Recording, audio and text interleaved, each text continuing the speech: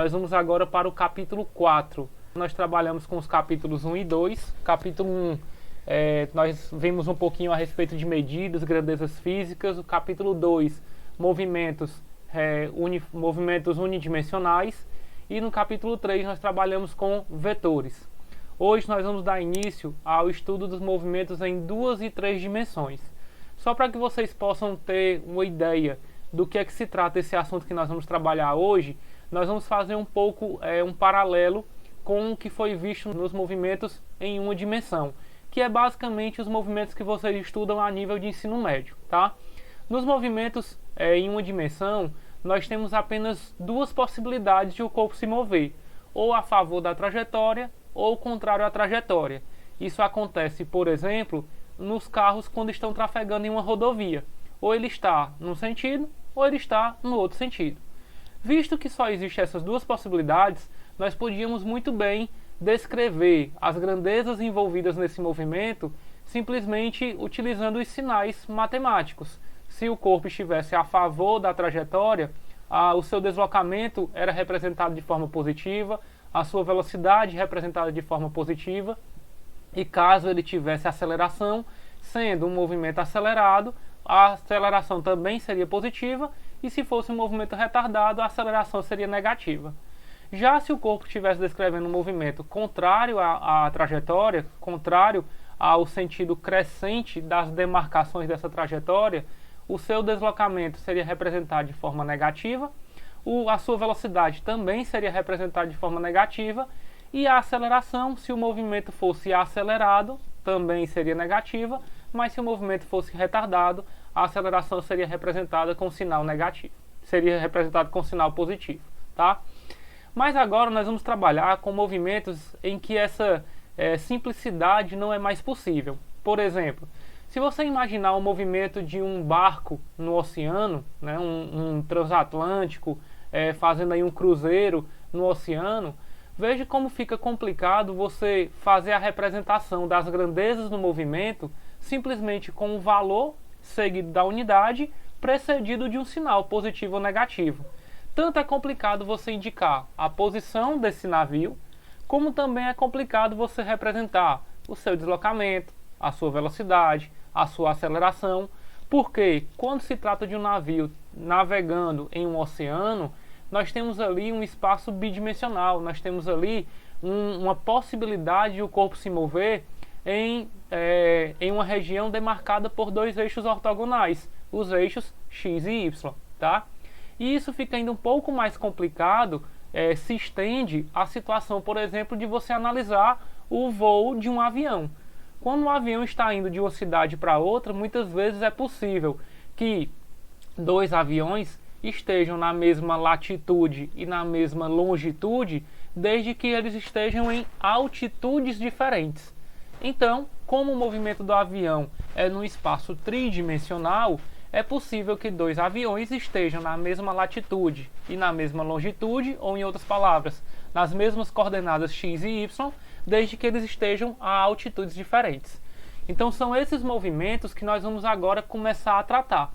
E veja que para que você possa analisar movimentos bi e tridimensionais, você não teria uma outra forma melhor para fazer a representação dessas grandezas que não fosse por meio dos vetores. Então foi por isso que na aula passada nós tratamos dos vetores, para que hoje a gente pudesse fazer uso dessa ferramenta no trato dos movimentos bi e tridimensionais, ok? Então vamos lá. Seguindo a mesma sequência que nós fizemos com os movimentos unidimensionais, nós vamos começar a trabalhar com as grandezas do movimento, posição, deslocamento, velocidade e aceleração, só que tratando essas grandezas da forma vetorial, que, diga-se de passagem, que é a forma que elas realmente são. Quando nós trabalhamos com movimentos unidimensionais, nós não precisamos tratá-las como grandezas vetoriais, porque, como eu já disse, eram movimentos que ocorriam numa mesma direção, bastando apenas para identificar qual sentido o corpo se movia, agregar ali os sinais positivo ou negativo. E nós vamos agora, então, mostrar aqui para vocês, seguindo aqui a sequência das grandezas que tratam no movimento, nós vamos começar com a grandeza de posição, que lá nos movimentos unidimensionais, nós representamos simplesmente com a letra X. Também em muitos livros nós encontramos a letra S, a letra P, vai depender aí da didática que é adotada no material que você está utilizando. Mas geralmente quando se trata de vetor posição, nós vamos representá-lo com a letra R. E veja o detalhe que esta letra R está com uma setinha em cima. O que é que essa setinha indica? Que essa grandeza é uma grandeza vetorial. Então veja que nós temos aqui um objeto, essa bolinha lilás, essa bolinha roxa, está representando o objeto que nós vamos analisar. Nós temos aqui os eixos ortogonais, que vão nos representar o referencial adotado. Então nós temos aqui o eixo X e o eixo Y, onde o plano formado por X e o Y seria, por exemplo, o piso de uma sala, e o eixo Z seria a altura nessa sala. Então, se você imaginar que essa bolinha lilás é uma mosca sobrevoando a sala, o quarto onde você se encontra, você vai perceber que a posição desta mosca em cada momento do seu movimento pode ser representada por um vetor que tem origem no referencial cartesiano, no referencial que é o cruzamento dos eixos ortogonais, e extremidade exatamente no local onde a mosca se encontra naquele momento. Fazendo aqui as projeções deste vetor R, nos respectivos eixos ortogonais, nós vamos ter as componentes desse eixo, mostrando assim que o vetor R pode ser representado na forma vetorial por meio dos vetores unitários pela expressão R igual a R, X, I, mais R, Y, J, mais R, Z, K. Veja que este vetor é um vetor tridimensional, é um vetor que possui as 3 dimensões, tá? Caso a gente estivesse analisando apenas um espaço bidimensional, como é o caso, por exemplo, do movimento do navio no oceano, né, que nós teríamos ali a latitude e a longitude naquela superfície.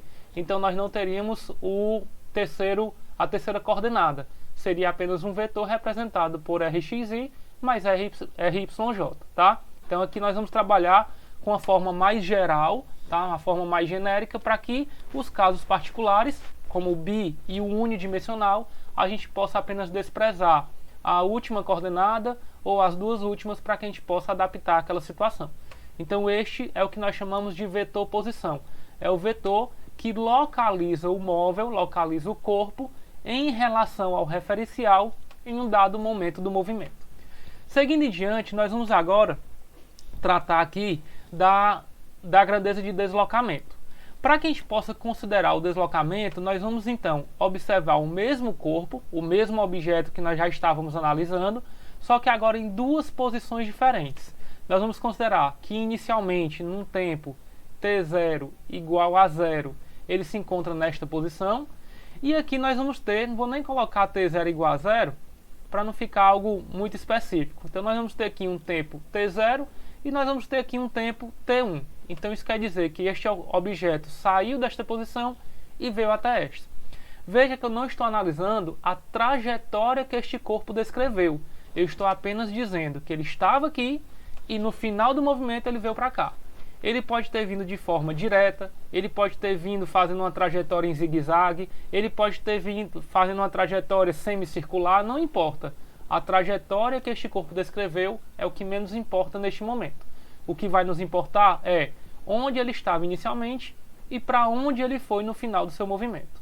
Baseado nisso, então, nós vamos começar representando a sua posição inicial, que eu vou representar pelo vetor R.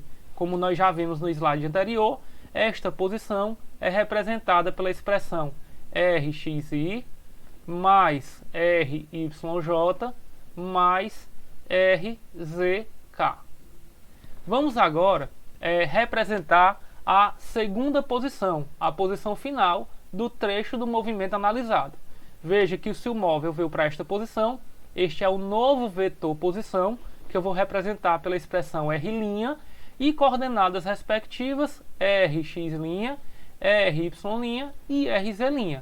Assim, nós vamos ter o vetor R' representado pela expressão R'X I mais R'Yj mais R'ZK. Esta é a expressão de vetores unitários que vai representar o vetor na posição final. Baseado então nessas duas informações, sabendo que a posição inicial é rxi mais ryj mais rzk, e que a posição final é r'xi mais r'yj mais r'zk, nós temos que lembrar que o deslocamento, por definição, ele também pode ser representado pela expressão ΔR, ou seja, é a variação da posição do móvel ao longo do movimento analisado. Sendo assim, este vetor de deslocamento seria a posição final, que nós representamos pelo vetor R', menos a posição inicial, que nós representamos simplesmente pelo vetor R.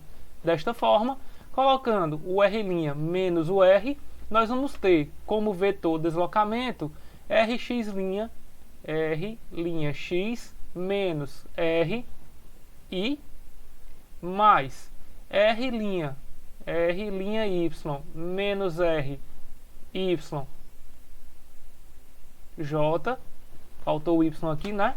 Deixa eu só pôr aqui esse Y. Então, Rx' menos Rxi mais R'y menos Ryj mais R'z menos Rzk, tá? Veja então que para você achar o vetor de deslocamento, você pode subtrair cada coordenada referente a um eixo cartesiano. As coordenadas x, da posição final menos a posição inicial, as coordenadas y, final menos inicial, e as coordenadas z, final menos inicial, relacionadas a cada vetor unitário. Então, as coordenadas x relacionadas ao vetor i, as coordenadas y ao vetor j e as coordenadas z ao vetor k. Observação: esse é apenas um deslocamento que nós fizemos, tá? Que nós analisamos. E este deslocamento é representado pelo vetor que parte do ponto onde o corpo estava e vai até para onde ele se deslocou. Então, este seria o nosso vetor de deslocamento, tá? Veja que ao somar o R com o D, ao somar a posição R, o vetor R com o vetor D, ao somar o vetor R com o vetor D, nós encontramos o vetor R'.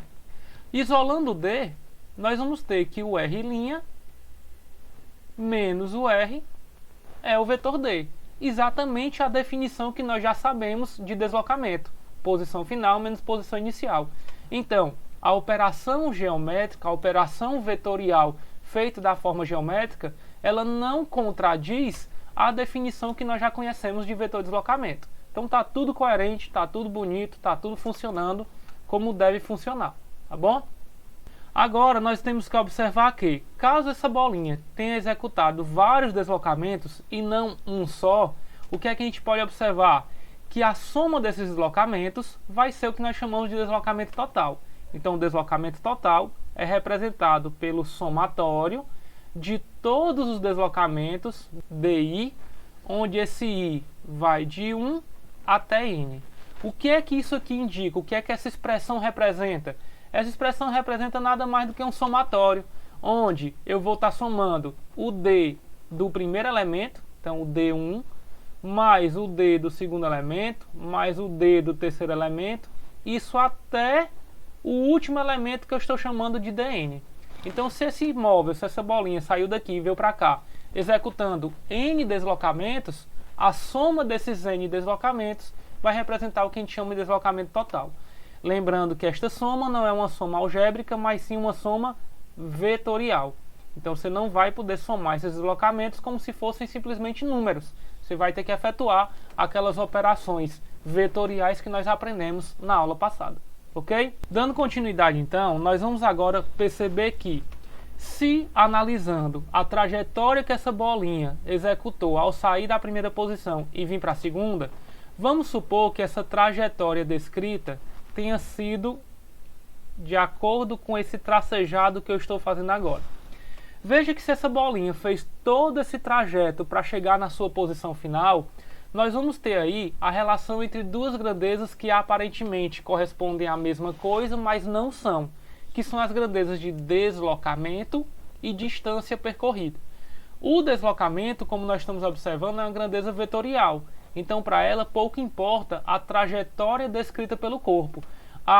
Para o deslocamento, nós vamos ter simplesmente a posição final, o vetor posição final, menos o vetor posição inicial. Tá bom? Agora, para que a gente possa representar a distância percorrida, o que corresponde a essa distância percorrida é o que corresponde ao comprimento da trajetória, ok? Ou seja, como o deslocamento escalar, a distância percorrida, trajetória, é uma grandeza escalar, para esta interfere, para esta depende sim o comprimento, a trajetória descrita.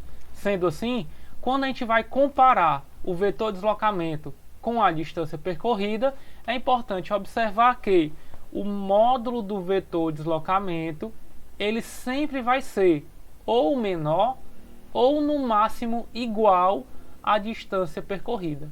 Veja que existem duas possibilidades então, menor ou igual. Quando é que vai ser menor? Vai ser menor quando a trajetória for curva.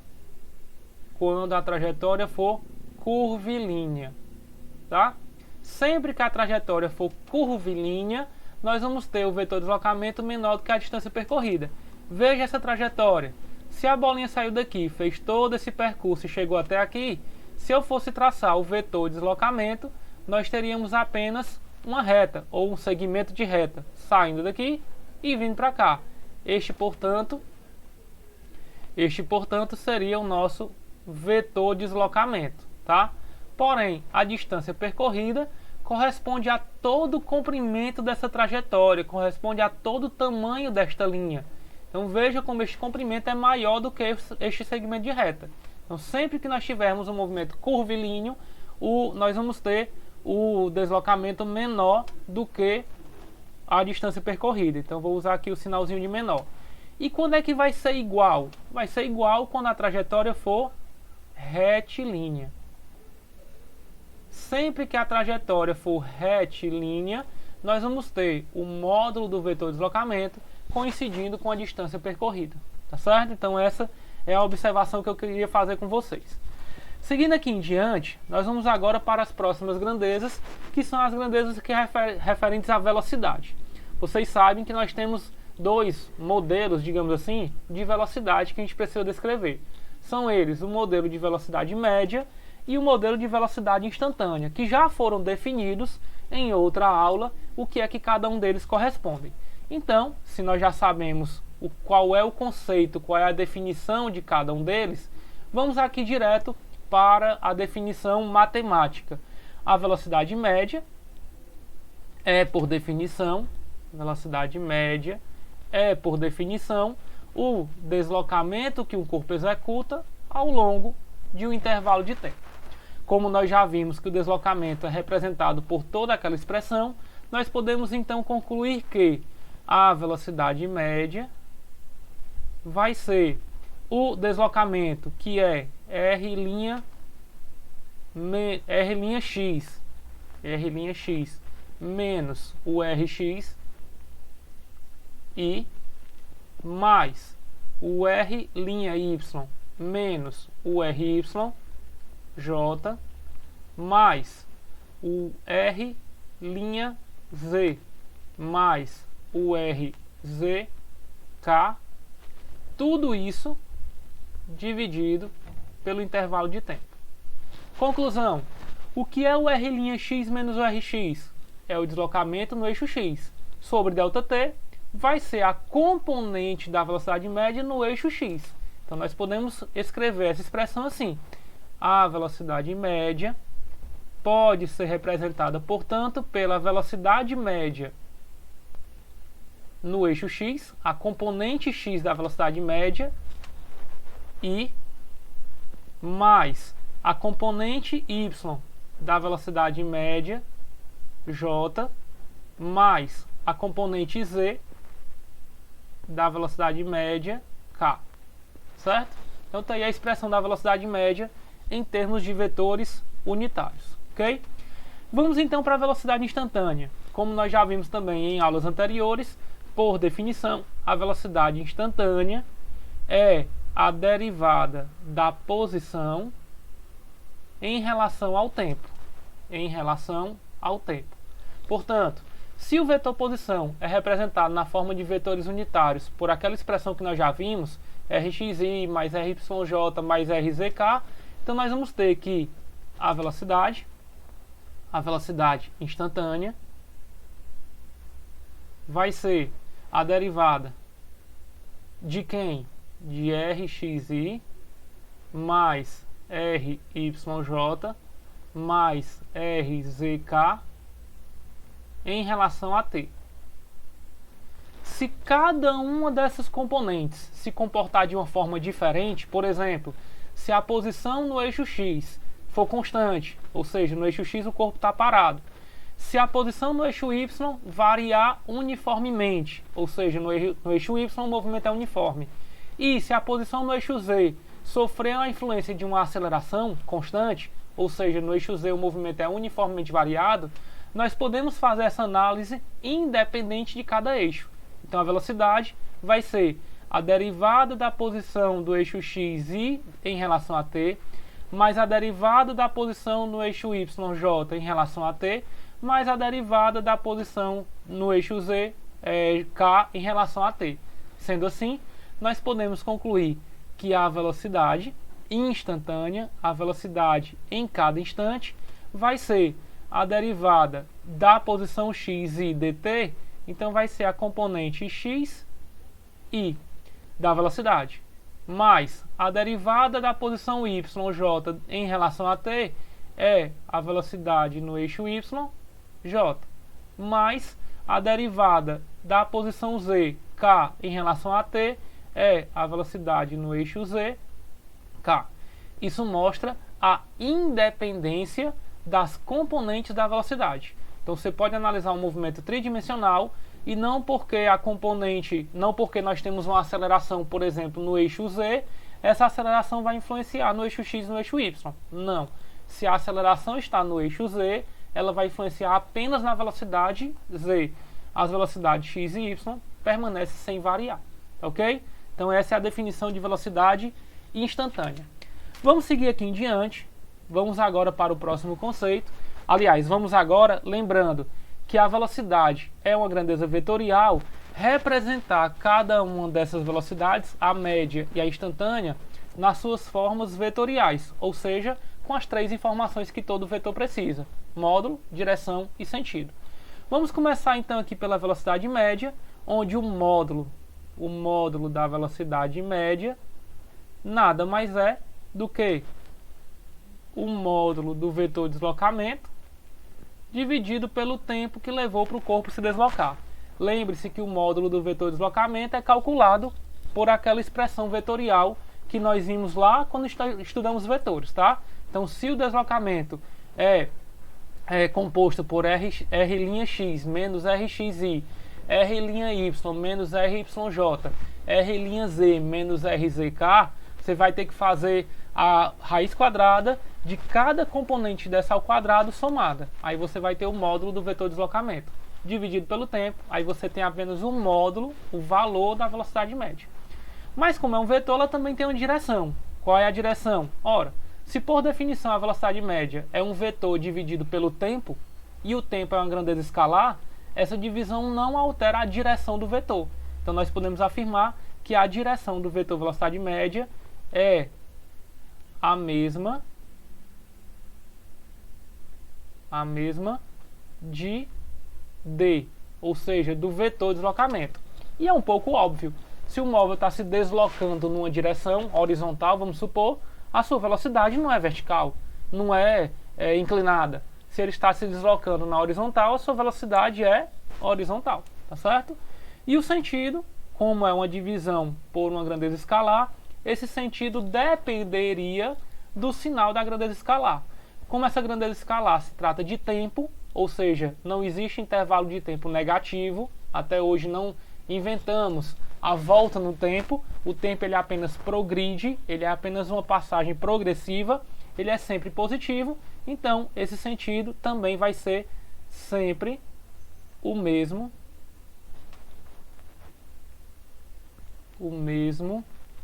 de d. Ok? Vamos agora para a velocidade instantânea, tá? Na velocidade instantânea, nós vamos ter que representar também módulo, direção e sentido. Quem seria o módulo da velocidade instantânea? O módulo da velocidade instantânea seria o módulo da derivada da posição em relação ao tempo. Tá? Então, quando você acha essa derivada, você encontra em relação ao tempo. Quando você acha essa derivada, você encontra uma expressão vetorial. E aí, quando você acha um módulo dessa expressão vetorial, você está encontrando um módulo da velocidade. Qual é a direção da velocidade? Aí vem um detalhe. Pessoal, sempre que a gente faz a derivada de uma função, nós estamos encontrando naquele ponto em que nós estamos derivando, em que nós estamos encontrando o limite tendendo a zero, que essa é a definição da derivada, uma reta tangente àquele ponto. Então, como a velocidade é a derivada da função posição, então ela vai ser uma reta, ela vai ser um segmento de reta, no caso, tangente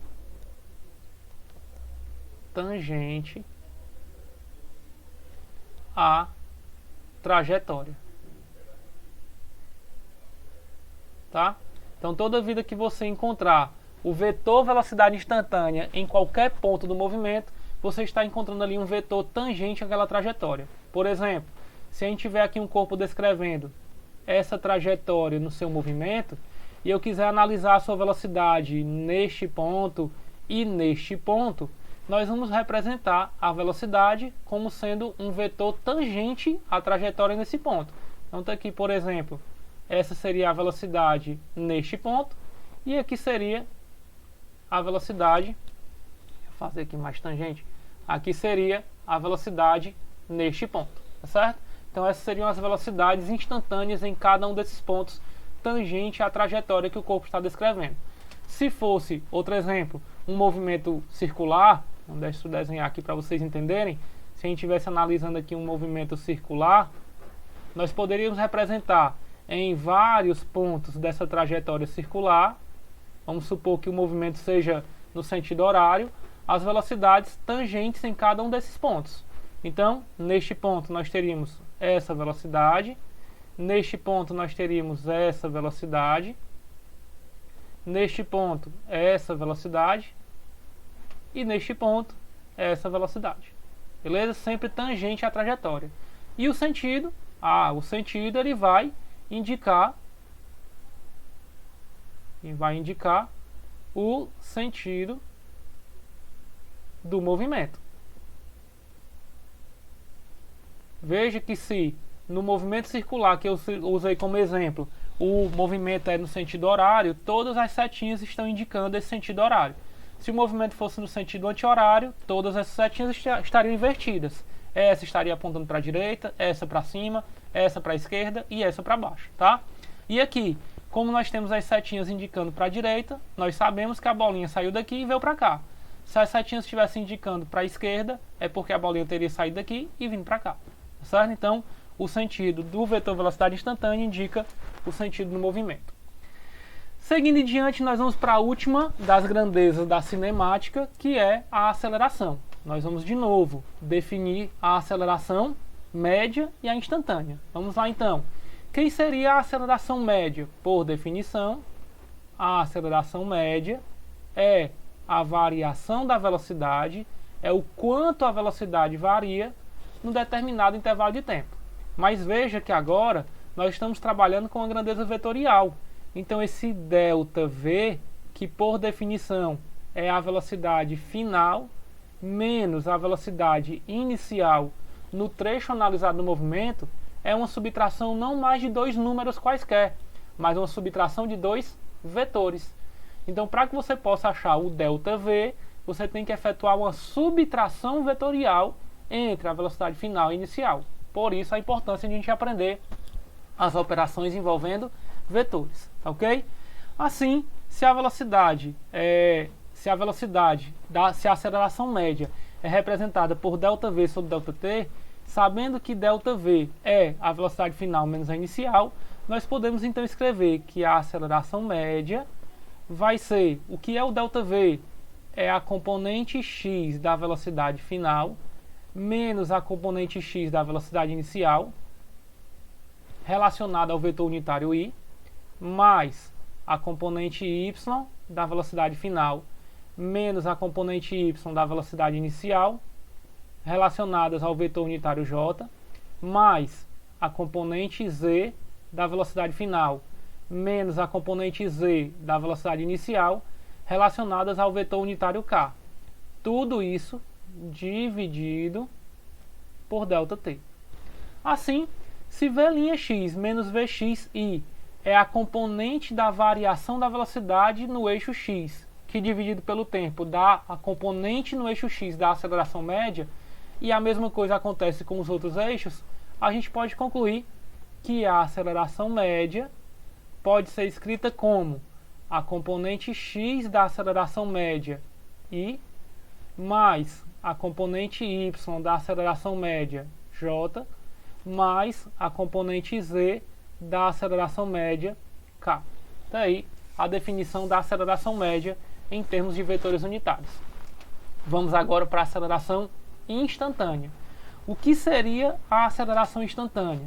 Por definição, nós sabemos que a aceleração instantânea é a derivada da velocidade em relação ao tempo, ou seja, é o limite da variação da velocidade dividido por ΔT, com esse ΔT tendendo a zero. Como a velocidade é a derivada da posição, nós também podemos dizer que a aceleração é a derivada segunda da posição em relação ao tempo, tá? Então tá aí as duas definições que podem ser utilizadas para a aceleração instantânea. Ela tanto pode ser representada como a derivada primeira da velocidade, como a derivada segunda da posição, ok? Então se você tem a função da posição do movimento, você deriva duas vezes e aí você acha a aceleração. Seguindo em diante então, pegando a primeira definição, a derivada primeira, nós vamos ter que se a aceleração é a derivada da velocidade, então nós vamos ter que esta aceleração vai ser a derivada da componente x i mais a componente yj mais a componente z k. Isso tudo com relação ao tempo.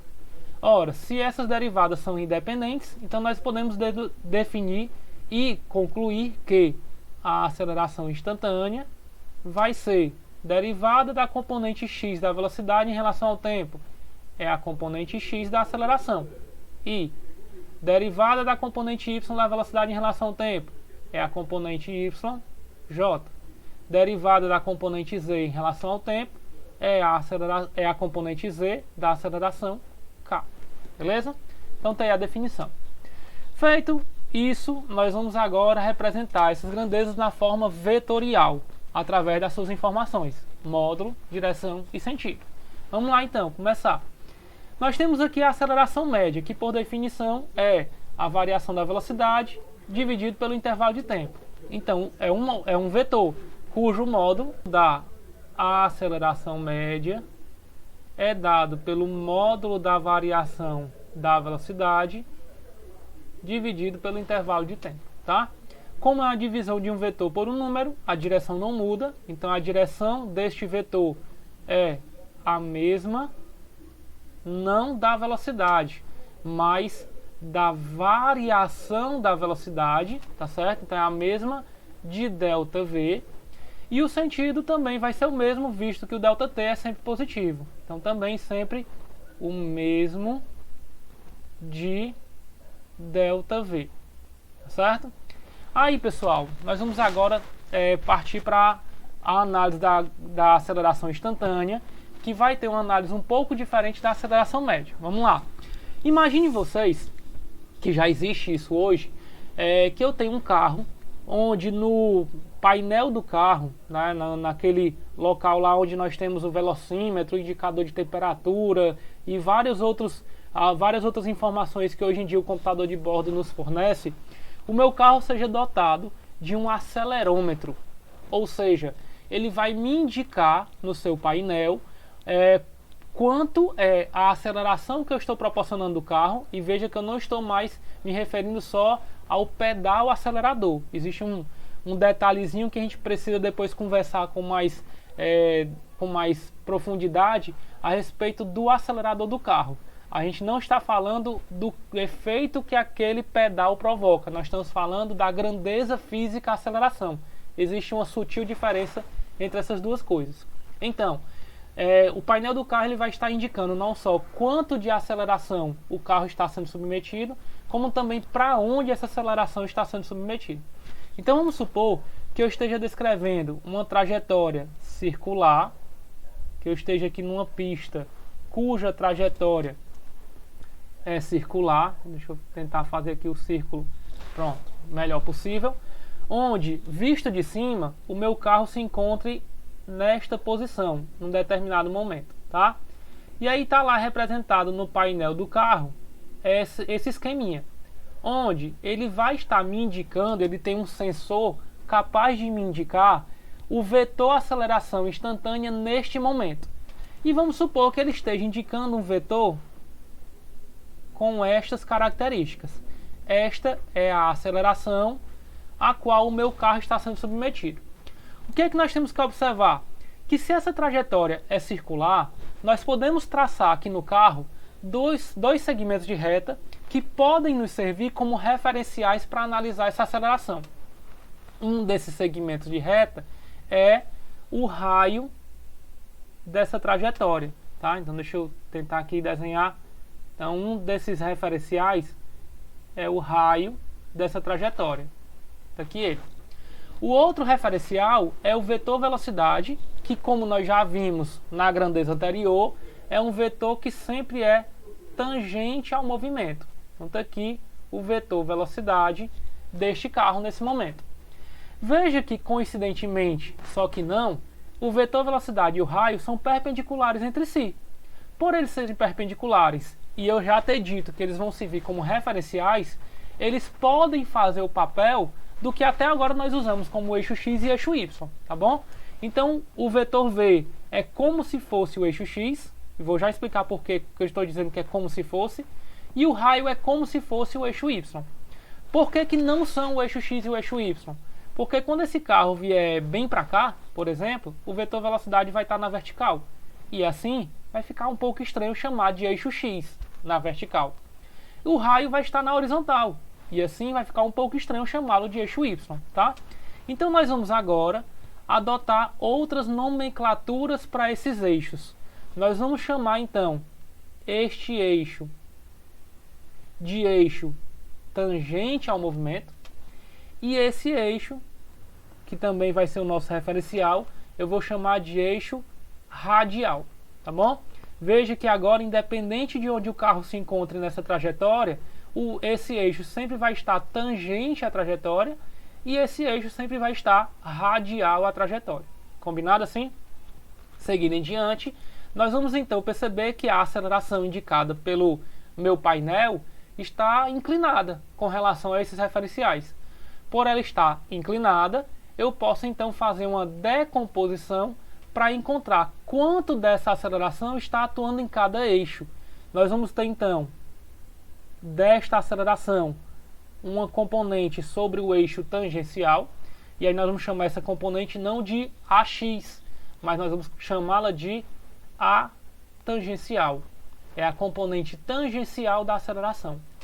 E nós vamos ter uma outra componente sobre o raio da trajetória, que eu vou chamar esta componente, poderia chamá-la de componente radial, porém, como ela tem uma característica bem particular, de além de ser radial, ela sempre apontar para o centro, ao invés de chamá-la de componente radial, eu vou chamá-la de componente centrípeta, tá?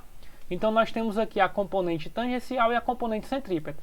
Primeiro vamos fazer a análise vetorial, depois a gente vai ver o significado, o papel de cada um. Fazendo uma análise vetorial, se elas foram obtidas de uma decomposição da aceleração, o que é que a gente pode concluir? Que a aceleração nada mais é do que a soma da componente centrípeta com a componente tangencial. Lembrando que essa soma é uma soma vetorial, não é uma soma escalar. Então, como essas componentes são sempre perpendiculares entre si, o módulo da aceleração vai ser sempre obtido pela raiz quadrada do módulo da aceleração centrípeta ao quadrado, mais um módulo da aceleração tangencial ao quadrado. O velho teorema de Pitágoras, tá bom? Giovanni, mas tu não explicou ainda como encontrar cada uma dessas componentes. Vamos lá. Veja que a aceleração ela está inclinada. Eu posso pegar essa inclinação tanto com relação ao eixo tangente como ao eixo radial. Tanto faz. Eu vou pegar com relação ao eixo radial e vou chamar esse ângulo de alfa. Veja que assim a componente centrípeta está colada a ele. Então a componente centrípeta vai ter o seu módulo calculado pelo módulo da aceleração multiplicado pelo cosseno desse ângulo alfa. Tá? A componente tangencial está separada ao ângulo alfa. Então, o módulo da componente tangencial vai ser calculado pelo módulo da aceleração do carro vezes o seno desse ângulo de inclinação. Ok? Veja que até agora eu fiz a análise vetorial. Eu peguei o vetor aceleração indicado lá pelo meu sensor, pelo meu acelerômetro, né, que no celular de vocês, inclusive, tem um dispositivo desse. Você pode baixar um aplicativo que indique o vetor aceleração e enquanto você está lá andando no carro, fazendo curvas, indo em linha reta e tudo mais, ele está indicando lá uma setinha para onde é a aceleração a qual você, segurando o celular, está submetido com relação ao carro, tá bom? Então tá aí a análise da aceleração instantânea. Veja então que a aceleração ela pode ser composta por até duas componentes. Quando eu fiz essa decomposição, não significa dizer que em todas as situações eu vou ter componente tangencial e componente centrípeta. Tem hora que vai ter uma, tem hora que vai ter a outra, tem momento que vai ter as duas e vai ter momento que não vai ter nenhuma. Para que eu possa fazer essa análise, vamos aqui analisar cada componente separadamente. Vamos começar pela centrípeta, onde nós vamos perceber que a componente centrípeta, ela surge, ela só existe, ela só está presente em movimentos curvilíneos. Ora, se o corpo está lá descrevendo uma velocidade, para sofrer uma curva, esse vetor velocidade tem que mudar de direção, e isso é provocado por uma aceleração, nós podemos concluir que o papel da centrípeta é variar a direção do vetor velocidade, então da velocidade instantânea. Isso quer dizer que sempre que a velocidade estiver mudando de direção, sempre que o movimento for curvilíneo, eu tenho uma aceleração centrípeta. Se o movimento for retilíneo, eu não tenho aceleração centrípeta. Como é que a gente calcula esse módulo? O módulo da aceleração centrípeta, ele é calculado por v ao quadrado sobre r, ou seja, é o valor da velocidade naquele instante do movimento ao quadrado dividido pelo raio. Também pode ser calculado por ômega ao quadrado vezes r, onde esse ômega, para quem não sabe, é a velocidade angular. É a velocidade angular. Se nós estamos falando de movimento circular, por exemplo, então a velocidade com que o ângulo do corpo varia em relação ao tempo, nós chamamos de velocidade angular. Ok? A direção. Como nós temos aqui a aceleração centrípeta, nós podemos afirmar que a direção desta componente é sempre radial à trajetória. Ela sempre se encontra no raio dessa trajetória, tá? E o sentido, como o próprio nome diz, é sempre para o centro da trajetória, tá certo? Então, para o centro da trajetória. Vamos agora para a componente tangencial. Vou voltar aqui o slide só para vocês observarem um detalhe. A componente tangencial, como o próprio nome diz, é tangente ao movimento, ela está numa direção que coincide sempre com outra grandeza do movimento, que é a velocidade. Ora, é como se fosse um vetor que está sempre empurrando, entre aspas, ou puxando o vetor velocidade.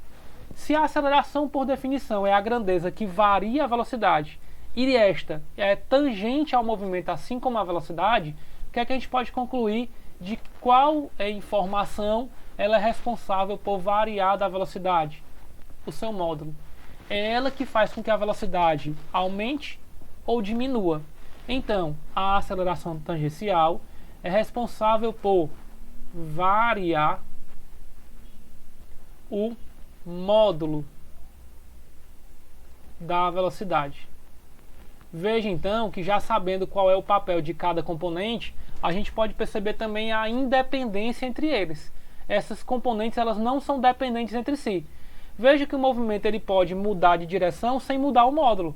Nós teríamos um movimento curvilíneo uniforme. Nós podemos ter uma aceleração, um movimento que muda o módulo da velocidade sem mudar a direção. Então o corpo está ficando cada vez mais rápido, mas sem mudar a direção. É um movimento retilíneo uniformemente variado. Nós temos um movimento que não muda nem a direção nem o módulo. Então é um movimento que a velocidade tem a mesma direção e o valor é constante. É um movimento retilíneo uniforme. E nós temos um movimento em que as duas coisas mudam, a direção e o módulo. Então, se ele está fazendo curva e está ficando mais rápido, então é um movimento curvilíneo uniformemente variado. Ok? Então, como eu disse, são componentes independentes. Pode ser que a aceleração seja composta por uma delas, pela outra, pelas duas ou por nenhuma. Tá bom?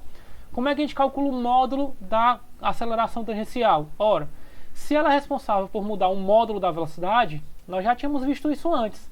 Essa aceleração tangencial tem o seu módulo. O módulo da aceleração tangencial nada mais é do que a aceleração escalar, que eu vou representar simplesmente por A. E essa aceleração escalar em movimentos uniformemente variados, então, em movimentos uniformemente variados, pode ser calculada por ΔV sobre ΔT. Veja que não é o ΔV com o vetorzinho em cima, é o ΔV sem o vetor, é o ΔV escalar, é a variação da velocidade escalar dividido pelo tempo, tá bom? Com relação à direção, o próprio nome já diz, é sempre tangente à trajetória, sempre tangente à trajetória. E o sentido, aí sim, podem ser dois. Pode ser, caso o movimento seja acelerado,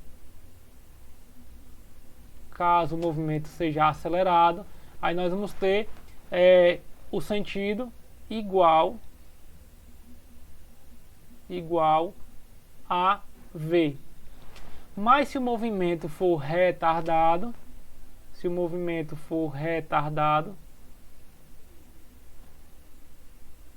aí nós vamos ter o sentido oposto ao V.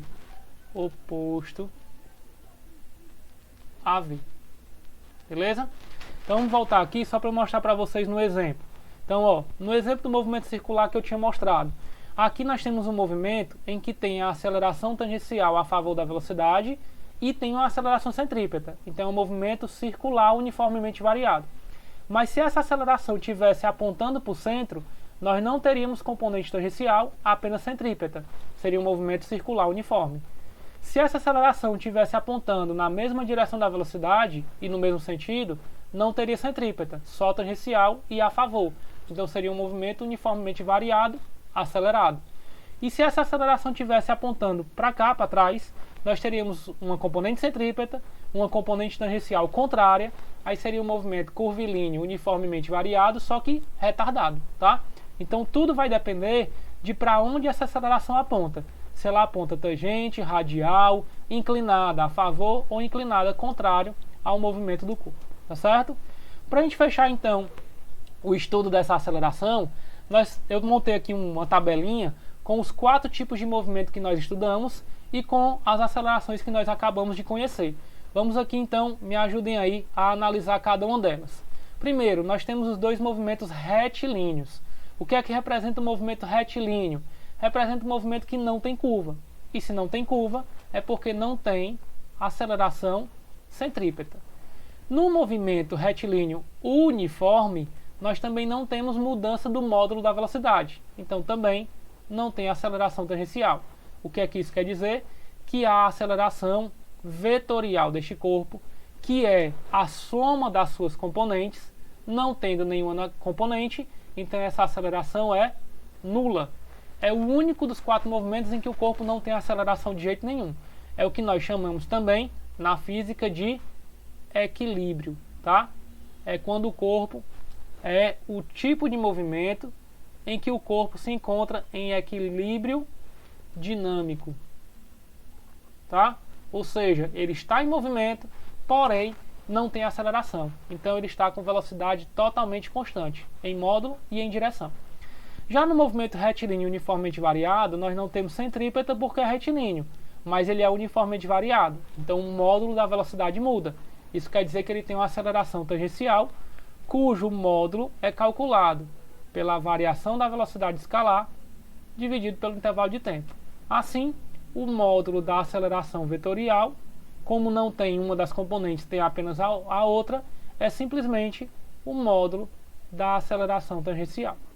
Certo? Vamos para os movimentos curvilíneos. Os movimentos curvilíneos têm aceleração centrípeta. Então, nos dois movimentos, ela é calculada por v ao quadrado sobre r ou ômega ao quadrado vezes r. V ao quadrado sobre r ou ômega ao quadrado vezes r.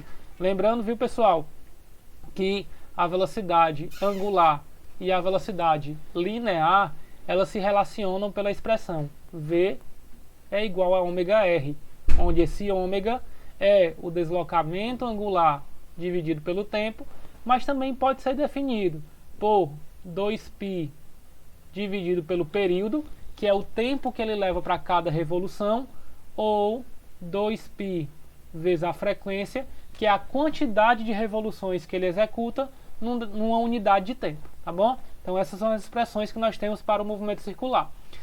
Quando se trata de movimento circular uniforme, nós podemos observar que não há mudança do módulo da velocidade. Então não tem componente tangencial.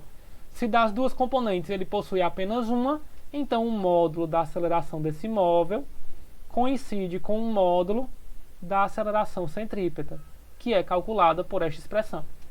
Já no movimento circular uniformemente variado, além de ser circular, portanto tem centrípeta, é uniformemente variado, tem tangencial, calculado pela variação da velocidade escalar dividido pelo intervalo de tempo. Tendo as duas componentes e sabendo que elas são perpendiculares entre si, o módulo da aceleração, então, vai ser calculado pela soma vetorial, que é obtido o módulo pelo teorema de Pitágoras. Raiz quadrada do módulo da centrípeta ao quadrado mais o módulo da tangencial ao quadrado. Beleza? Então tá aí, finalizamos o estudo de todas as grandezas dos movimentos bi e tridimensionais.